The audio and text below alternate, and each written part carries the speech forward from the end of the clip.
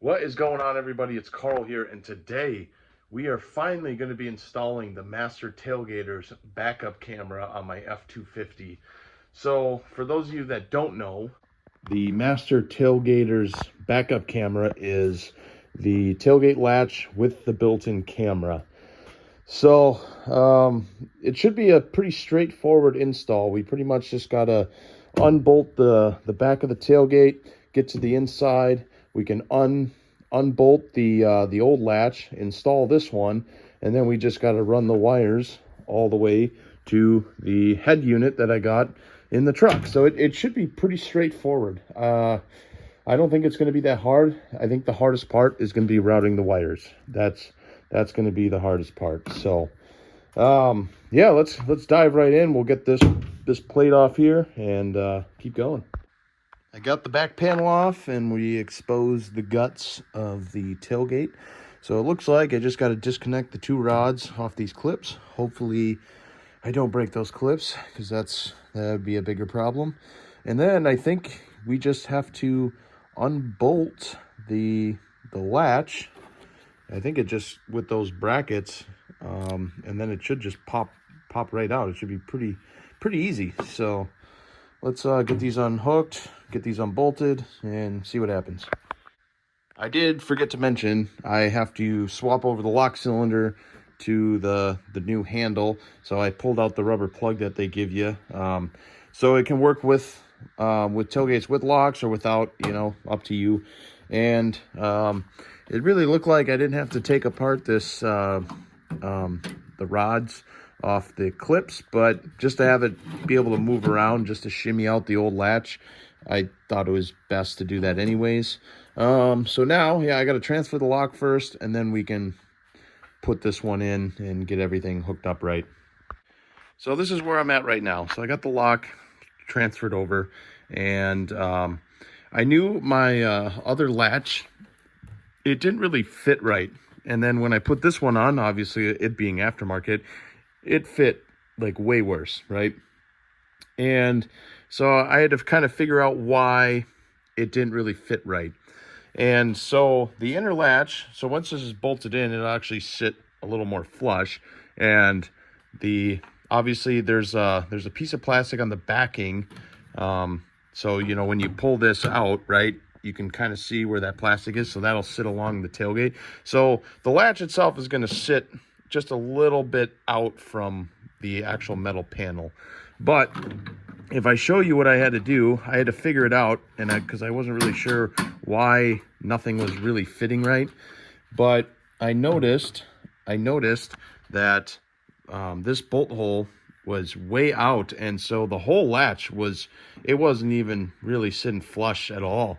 And so what I did is I just took a piece of wood with some tape on it, body man's tape, and a sledgehammer, and I just put the block on this side, hammer that in, and now everything kind of fits. This side was where it's supposed to be. This side was way too far out, but I'm fairly happy with it now. So yeah, once everything's bolted together, it'll look nice. But I know over time, the more you use it and you're pulling on that bracket, it's going to bend back. So there's really nothing I can do.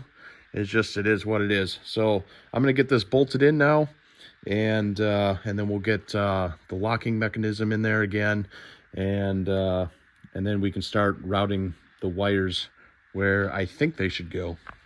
Everything is bolted in, and actually I'm fairly impressed with how everything works. I mean, it opens nice, and it actually sits fairly decent, probably the best you're going to get with an aftermarket part, but everything opens nice. I'm actually pretty stoked about this. So now we're on to the wiring and how we're going to route it. I really don't know. I wonder, we could drill a hole in the bottom, and then we can route the wires underneath the truck. That'd probably be the easiest way. Otherwise, there's really no holes on this side. Yeah, this one's going to be a little tricky, but I also got to see how much wire I have to route it. I don't even know if that will be enough. I think it should, but you never know. So I've decided how I'm going to wire this thing. As you can see, we got the tailgate off. I needed to take the tailgate off because I wanted the wiring to come out the bottom of the tailgate, just like any new modern truck. They all tailgates will have like a wiring harness plug that kind of clips in. This way I'm just going to put a grommet in there. So I drilled a 13/16 hole, and it fits perfect for this plug that plugs into the latch. So I'm going to feed the harness up through the tailgate, and then we'll get we'll get it all plugged in inside. We'll get the tailgate put back together, and then we can put the tailgate on the truck. And so anyways, for the power side, I have to connect the trigger wire and the positive wire to a reverse lamp. And since the lower reverse lights are tied into this one, I pulled down the harness from under the truck bed, and we're going to splice the trigger and positive wire into this reverse lamp plug that's on the passenger side. And the only other question I got to kind of solve is how I'm going to route the video wire. I pretty much got to go underneath the truck and see if there's any body plugs or anything that I can splice into to get the wire into the cab. I really don't know how I'm going to do it yet. Like I said, I just got to go underneath and look and see what's the best possible route. Like, in my opinion, it can go on the passenger side or the driver's side. I think preferably I would prefer the driver's side, just because I have to the dash panel from the middle of the truck to the driver's side, that all comes off, and then that's how you can get access to the radio and everything. So preferably, I think I'd want it on the driver's side, but we're just going to deal with it as we're given. So, let's see. I have the harness fed up through the tailgate. We got it plugged in up in here, as you can see right there, and then the wiring comes around here down to the bottom. So pretty much we're ready to put the tailgate back on, and then we can wire up the power side of the harness, which is this one right here. We can wire up the power side, and then we can find a way to route the video cable. So it's coming along pretty good. Just takes a little bit of creativity and how you want to go about everything, but we're moving along. So I got the tailgate back on, and I got the power side with the harness that I need to splice into. There's a little extra. I can probably tuck it up inside the tailgate if I need to. I'll see later on. But I started routing the video cable to the head unit. So it comes down and it follows the harness for the headache rack. So here, I'll show you inside the wheel well here. As you can see, I just got it pretty much zip tied all the way along, all the way down. And yeah, it just follows that harness because it avoids all suspension parts. And I've never had a problem having wires routed that way. And then if you come over here underneath the cab, I have it, just following the frame rail with zip ties, and then I found a body plug up in here that I gotta poke through. Once we get everything plugged in and wired in, I will use some glue to kind of seal up that hole that the wire's running through. Just so we don't get any water, on the carpet underneath or anything. That wouldn't be good. So I'll put glue on the bottom side and the top side just to make sure. But then when we come up here, I got some interior taken apart. I took off the little, oh God, what are they? Sail panel? No, that's not a sail panel. I don't know what they call it right now. But then I got the kick panel off here. And as you can see, if we lift up the carpet, it comes out right there. So it's kind of perfect. But I am a little concerned. We don't have much wire left, but I think we have enough to make it to the head unit up there. So the next step really for me is to take off the dash panel, and then we can kind of route it up in here and then kind of just cut right over as fast as possible. That would be ideal, just because we don't have much wire length left.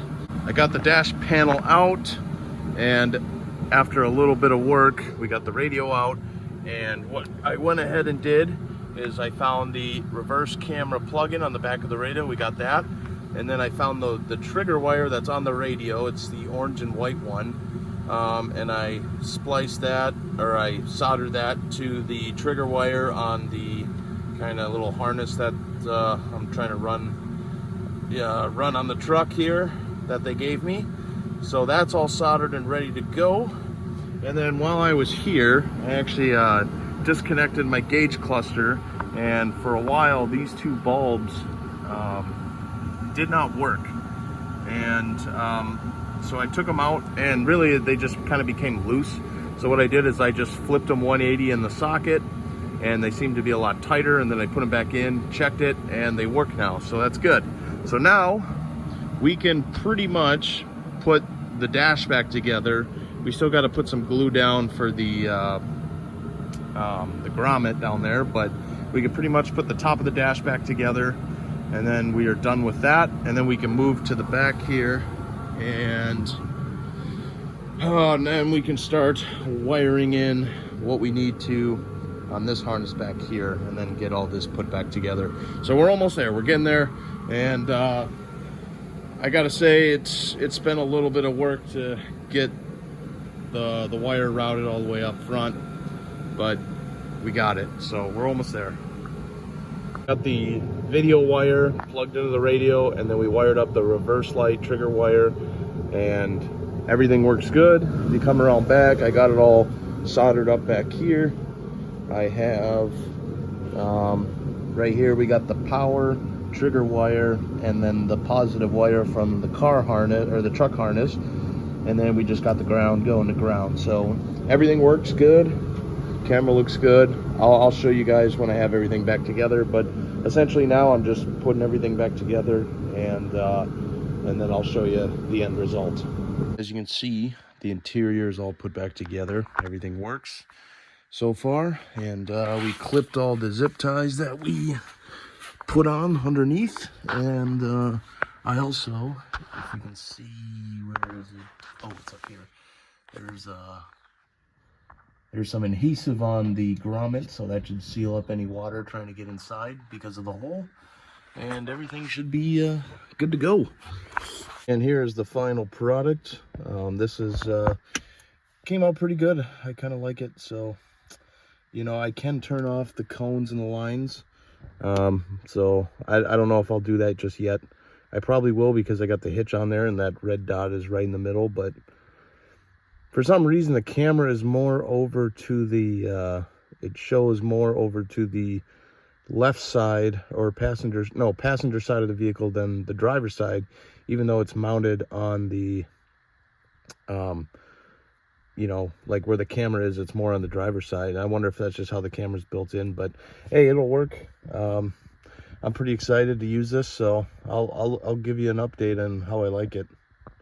Thanks for watching, everybody. I appreciate all of you. Please like and subscribe, and I'll see you guys in the next one.